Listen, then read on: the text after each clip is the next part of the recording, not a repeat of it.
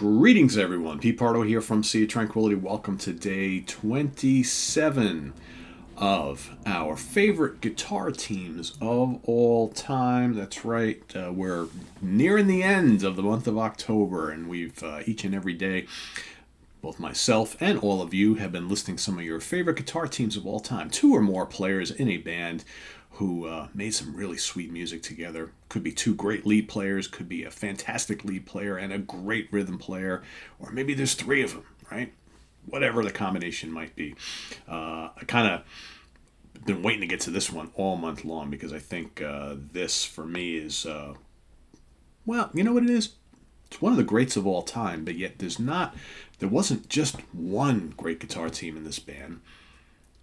There was three of them over the course of their career. And there you could argue that there were more than three. Arguably you could say four, but I think of the most notable, there were definitely three. And one of the teams I wish played longer and maybe had more output together. But we'll get to that. But there's one main team, and then the other two are definitely worth talking about. We got to go back to 1969, however, when a debut album from a Southern band came out, and really, the album itself didn't set the world on fire, but their live performances were absolutely legendary. And of course, I'm talking about the Allman Brothers Band. And of course, I'm talking about two guys here. One of them standing right there. His name is Dwayne Allman. The other guy is standing behind him. You could barely see him. Right? Dickie Betts. And this is a perfect example of two killer lead guitar players playing in the band at the same time and really making some magic. One kind of overshadowed the other early on. And I don't think we really appreciated the gifts and talents of the other until the one passed away. But this debut album, again, the whole concept of the twin harmony guitar things, Wishbone Ash and the Allman Brothers, that for the most part is where it really, really started, where you had two guitar players who really, intertwined those melodies, all right, created really cool rhythms, but did these cool little intricate things with, harmonies, all right, and then of course both explosive soloists as well. Killer songs on here: Black-Hearted Woman, Trouble No More, of course, Dreams and Whip and Post, and I Don't Want You No More, It's Not My Cross to Bear. Basically this is, very, very intelligent, well-crafted blues rock. Okay, it's no real Southern rock at the time, right? There was no such thing called Southern rock, but these guys were from the South. They were playing this mix of like blues and jazz and boogie and rock and roll, and subsequent albums, little bits of country here and there. It's kind of the framework for what bands like Marshall Tucker Band, Lynyrd Skynyrd, Charlie Daniels Band, and all that would kind of take off with. So the two of them doing some great things on there. Of course, they would follow that up the next year with Idlewild South.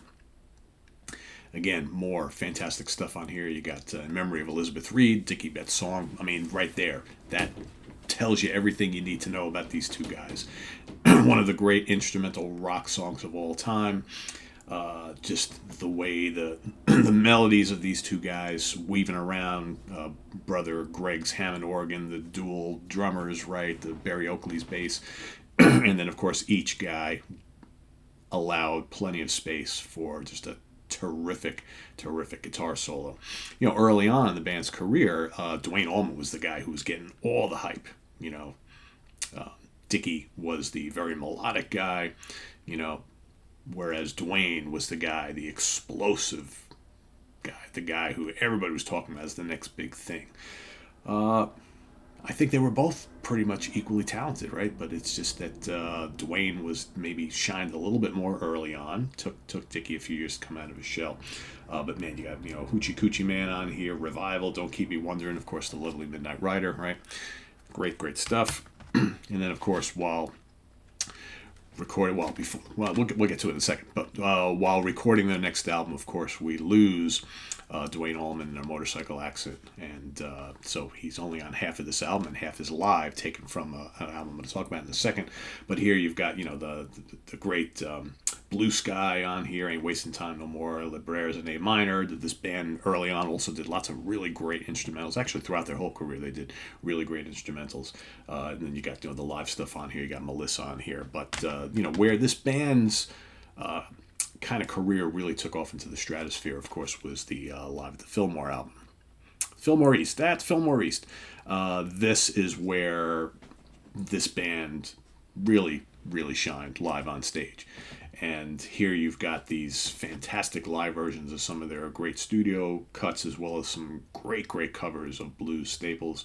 Statesboro Blues, Trouble No More, Don't Keep Me Wondering, Done Somebody Wrong. Got Stormy Monday on here. This is the deluxe. Okay, deluxe is the one to get. If you don't have this, One Way Out, In Memory of Elizabeth Reed is 13 minutes long on here. Jaw-droppingly great. Okay, both guitar solos on here, just absolutely amazing. The whole band playing off each other so well. But Dwayne's solo is just otherworldly on here. Dwayne was just such a terrific player and a great slide player, great slide guitar player. You Don't Love Me is nearly 20 minutes long. Again, great excursion for everybody on here. You got what else on here? Whip and Post is 22 minutes and change. Fiery solos all over the place here. Mountain Jam, 33 minutes. Lots of guitar solo and tons of drum solos, right? This is a jam band's worst nightmare, right? Just fantastic, fantastic stuff. And again, originally this was a normal double album, but still missing a lot of the performance from the Fillmore that particular weekend. Whereas on this, they turned this album, Eat a Peach, into a double album to include the rest of the live tracks. So here you've got, One Way Out, Mountain Jam, and so on and so forth there. So after, of course, Dwayne passes away, Dickie kind of takes the reins for a bit, and they bring various other guys in the band, Dan Toller and whatnot. Did some decent stuff, but not really, other than the Brothers and Sisters album, which is basically all Dickie. The remainder of the Allman Brothers catalog throughout the rest of the career into the very early 80s before they called it a day for a while. Not all that memorable. Not only from the song perspective, but from, guitar perspective, really not a ton of great stuff going on. Although, like I said, Dan Toller, a very fine guitar player as well, but the magic really wasn't there. And it wasn't until the band regrouped in the late 80s, right around the time of their Dreams big box set, big, compilation box set. There was lots of excitement with that. And the band decided to get back together and, play some shows, and that turned into, let's get back together full time, make an album, right? So they bring in a guy who was playing in Dickie Betts' solo career, or solo band. The guy's name was Warren Haynes.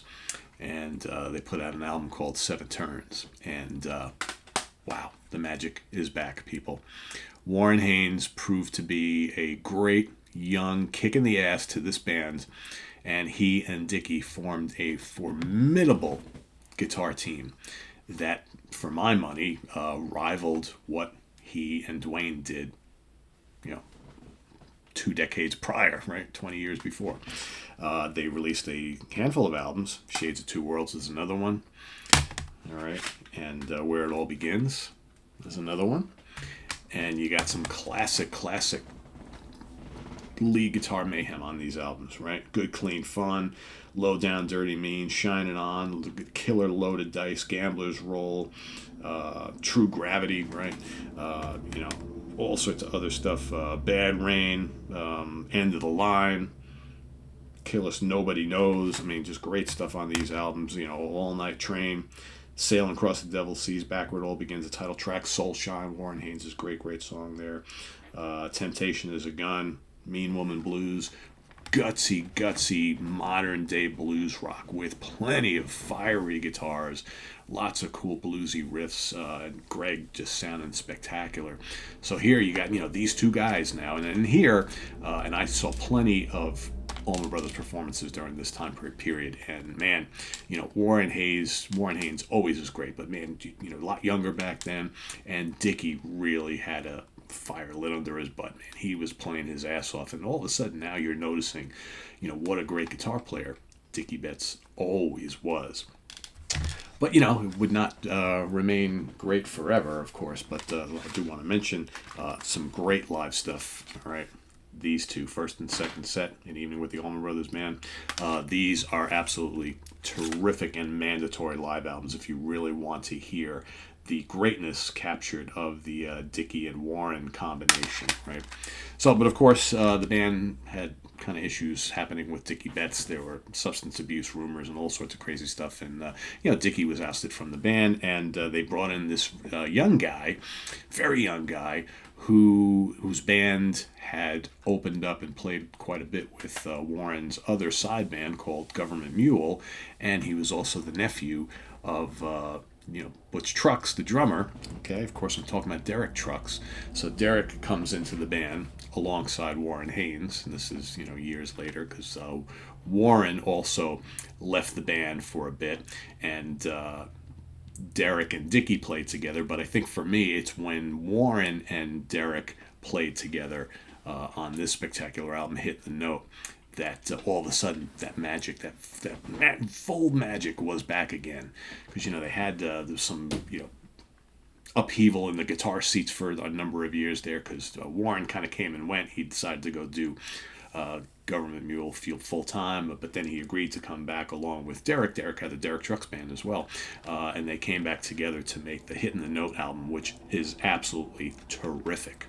And I always lamented the fact that this was the last Allman Brothers studio album, that they didn't do a follow-up to this, because this is so good. So good. Warren and Derek together. Absolute dynamite. Fireworks all over the place on here. Desdemona, The High Cost of Low Living. Rockin' Horses, killer. Old Before My Time, Instrumental Illness. Go listen to that. Killer song. And of course, all culminated on this great One Way Out live album. Again, hear these two guys together in the Allmans, kind of really invigorating the band, because of course they're the two youngest guys in the band, and along with Mark Quinones on percussion too, added a lot to this band. And I saw this band live during this time period quite a few times as well, and man were they good. That's why it was, when Greg passed away, just a real shame, because the band was firing on all cylinders yet again.